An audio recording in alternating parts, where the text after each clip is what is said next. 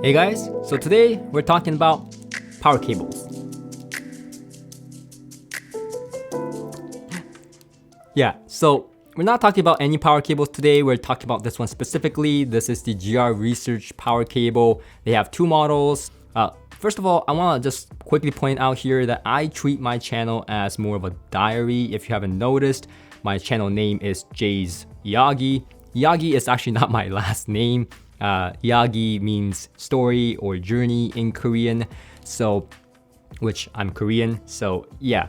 I treat this channel as more of my diary. So this is to really catalog my experience with these power cables in the time span I had with them, and we'll talk about how long and what I did to test these cables in my listening room. But I just want to quickly point out to you, if you are a cable naysayer, right? If you're someone that's like, I need to see empirical data or some kind of scientific proof on the graph or some sort, to show that cables make a sonic difference, matters in my system.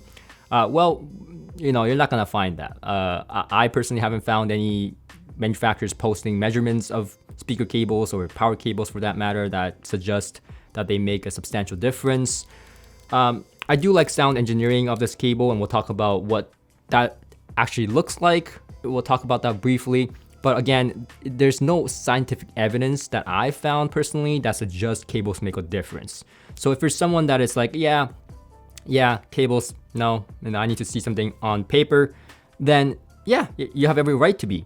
But I just want to make sure that you understand that my channel, I consider it as my diary of my reports in my system. And I'm not always after like perfect measurement. I'm not here to set up a studio for accuracy. I'm here to set stuff up for my personal enjoyment, hence why I enjoy tube amplifiers, even though they measure pretty terrible compared to solid state. So yeah, this goes into the art category of things, for sure. Now, I do like sound engineering, right? And I do like the fact that these cables do have sound engineering. We'll talk about, again, making difference sonically, but here is the speaker cable from GR Research. And if you see the power cable, you can see that it's similar thickness and all that. If you remove the outer sleeve of the power cable, you're kind of left with kind of cable that looks like that, right? And the specific geometry is noise rejecting. And you're gonna see other cables out there like Kimber cables or some other cables that look similar from AliExpress and so on, which I've ordered and tested before, as you know. But whole point being is that, well, it's a little bit different for GR Research cables because they do put a cotton rope through the middle, and that helps to make sure that the geometry is more noise rejecting, is proper geometry for noise rejection. And it is possible to measure that noise rejection. It is just not within the sonic, human hearing, part where it matters, especially after you plug it into an amplifier or any sort of audio device. It's really negligible difference, so that doesn't really suggest that it makes a sonic difference, especially the stuff that I'll be talking about in this video. So just want to put that out there. But just to make some stuff fun, I did do some blind A/B testing. So if you're someone that is after proof, I have done blind A/B testing in this video, and so you can skip to that part and just skip the whole subjective part where I talk about my experience and catalog diary of what I heard with these cables. Okay, so talking about my subjective experience with these cables, there's a few things that I did. First of all, I didn't test one power cable. I tested like 6 or 8 that they sent over, and I requested that many power cables, and I always do for cables because I find that when I try one cable, it's just not enough of a difference for me to discern what the cable is doing. And especially in a forever changing system like mine, like my job entails that, right? I review speakers, I change speakers, amplifiers, streamers, DACs all the time. So I had to make sure in this time span I had with the cables that I'm using stuff that I know very well. I know my room very well, but I need to make sure the gear and the speakers are also something I know very well, so that I can, kind of narrow it down to what the cable is doing and making the effect instead of, mistaking it for some other stuff going on in my system.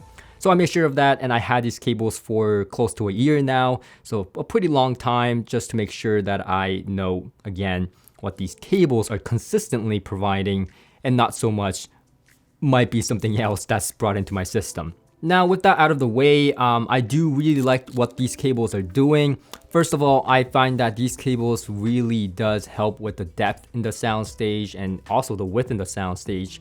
I think the main benefit I saw with this cable is going to be the soundstage. I do like the fact that they do make a small, even with 6 or 8 cables, small enough difference in the high frequency where something is slightly on the verge of being bright, and then you plug in these cables and try the same track again, and I find that the high frequency is a little bit more smooth and easier to digest. It's not gonna fix your bright speakers completely, but again, it is a small enough change, kind of like putting a small filter kind of effect. So it's not a huge difference, but the soundstage is quite substantial when you try 6 or 8 cables. It's not as significant if you just plug it into your amplifier or just streamer, just using one cable. But I find that using more cables, I did hear a substantial difference in the sound staging. But to get that difference, there's few things that you need to be aware of. First of all, your speaker placement is going to matter. And what I mean by that exactly is, well, you need to create depth, like physically, to hear depth. A lot of times I have friends that tell me I don't hear the depth in the soundstage, and when I see their system, their speakers are like really close to the wall, and it's just kind of like physics, right? Like if you don't have the depth, then you're likely not going to hear the depth, and hence why I have these quadratic diffusers in the back, as well as pulling out my speakers 5-6 feet away from the wall behind it. This all kind of helps to create and recreate that depth that was in the recording. And if you don't have that kind of wiggle room in terms of moving the speakers forward, not everyone can do that, right? Then likely you're not gonna get much of depth in the soundstage. And when you don't have that depth in the soundstage, if you use cables like these, it's not gonna help much. You're not gonna certainly hear more depth. It's not like these cables, bend the rules of physics. If you have depth, I find that personally, subjectively, and again, this could be all in my head, when I plug these cables in to my streamer, my DAC, my amplifier, and so on, I do progressively hear more and more depth being added, more layering. And it's not so much that it's being like pushed back, it's more like I can hear things a little bit more further in. So it's, again, not a huge difference, even with the setup I have going on right now, but it's enough of a difference where if I was setting up a permanent system and I wanted to really optimize it and not use stock cables on my expensive investments, then I would definitely consider these cables if, soundstage was my goal, one of my goals. The second thing to consider, in my opinion, from again my experience, is that your speakers, your amplifiers, your gear does need to make depth.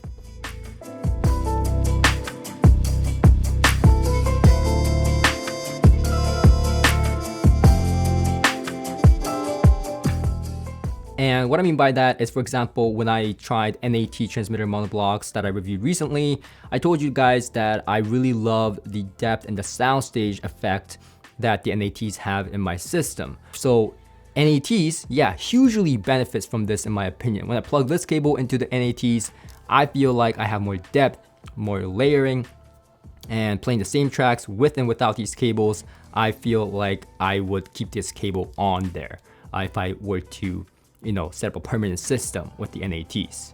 Now, whereas, for example, an integrated amplifier like the Forte, or something like the Cambridge Evo, which uses Hypex modules for the amplification side, stuff like that, that is known for speed and dynamics, and not saying these are bad, I'm saying these are fantastic in their own ways, but they're not really soundstage monsters. They're not tube amplifiers. They don't really give me that depth or holographicness that I look for in tube amplifiers, because they're not tube amplifiers. And so what happens when I plug in, this cable to those? Well, I really don't hear much of a improvement in the depth of the soundstage, even if I have my speakers out.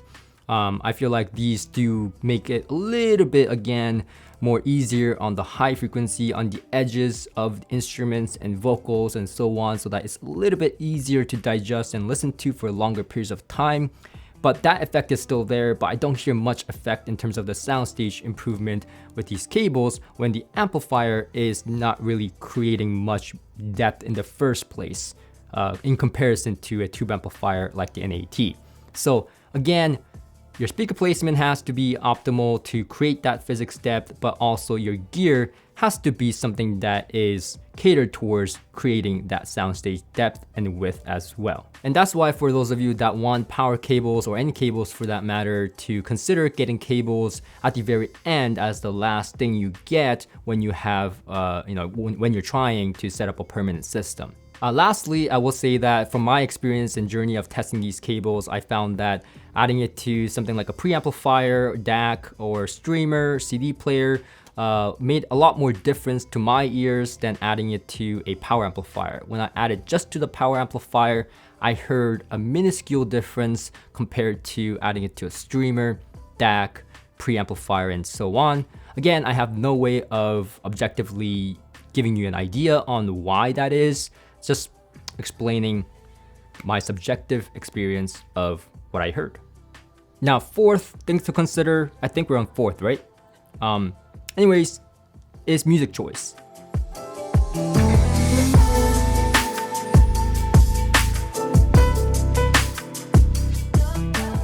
Yeah, I'm dead serious about this. So from my experience, when I hear cables, I don't hear much of a difference with like heavy metal, some really busy stuff that's not recorded for depth or soundstage into consideration as much. So I do hear a difference with metal and rock, but it's not like, it's so small, really too small.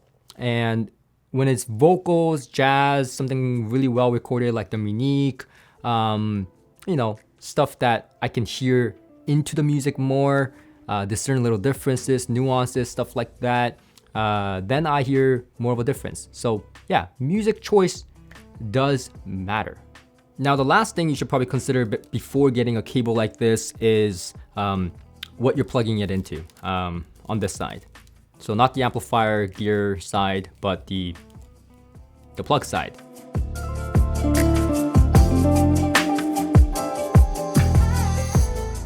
And why I say that is because, well, first of all, there's a few things. First of all, this cable is pretty stiff. It's not one of the most flexible cables out there. It does loosen up quite a bit after use. Like I said, I've had it for close to a year now with continuous use. And as you can see, it does work. It can bend, but it's quite stiff in the beginning. And it's definitely not gonna be as flexible as like an NRG cable.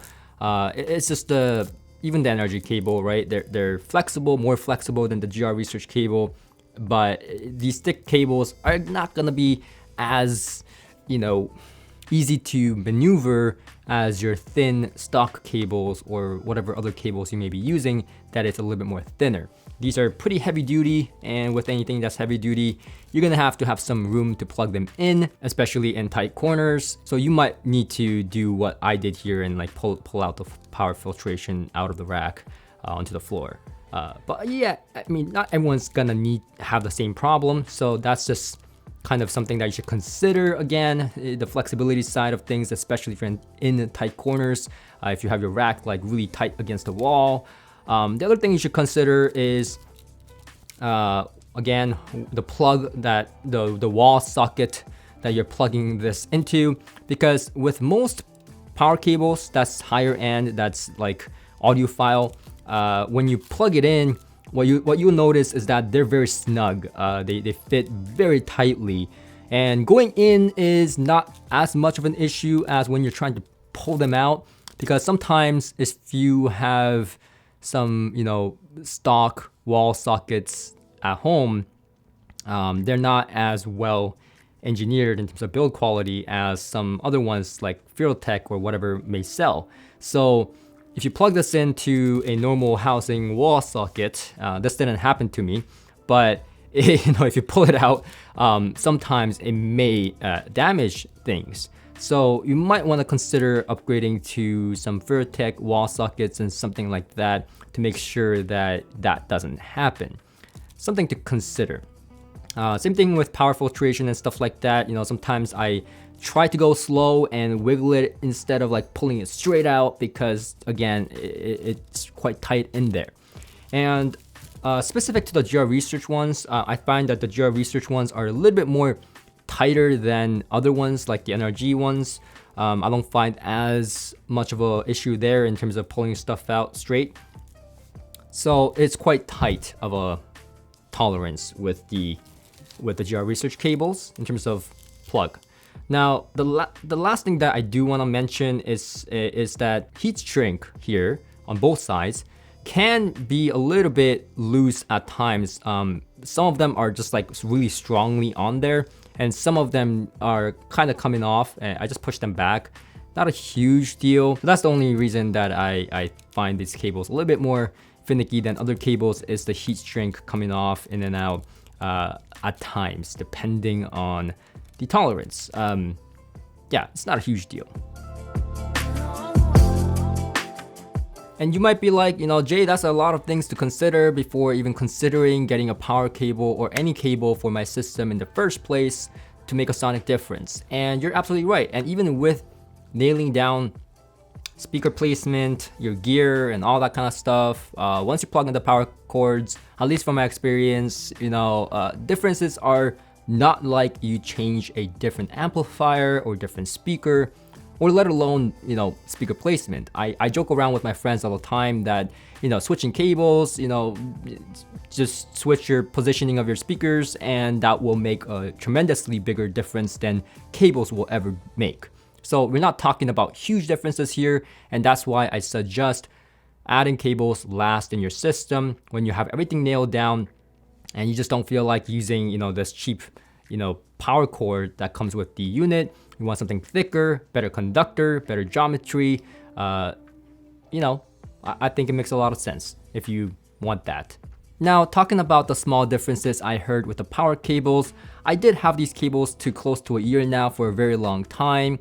And so we did a quick ABX test since I found that, I should be able to reliably discern when the GR Research cables are brought into the chain.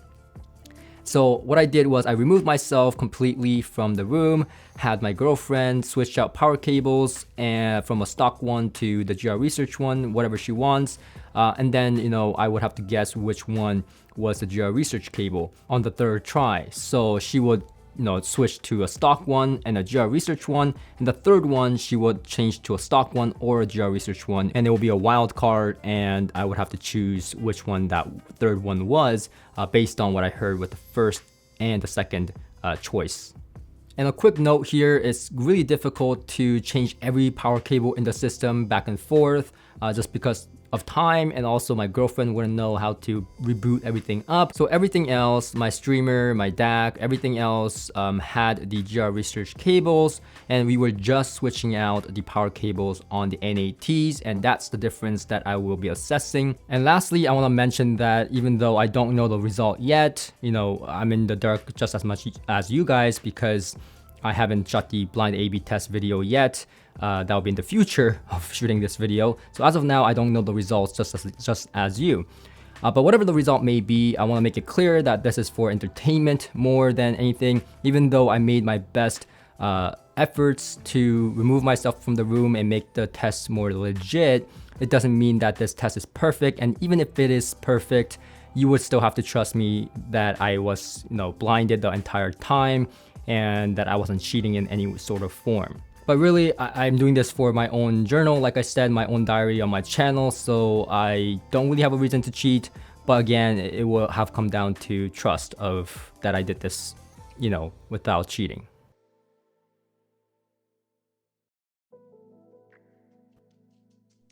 So after a very long day, we did like 20 trials, and out of the 20 trials, I got 16 right.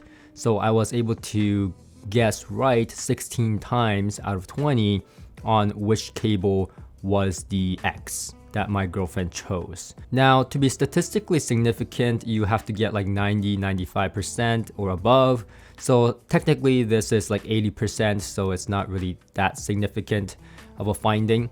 But I was personally pleasantly surprised that I got 16 out of 20 in the first place.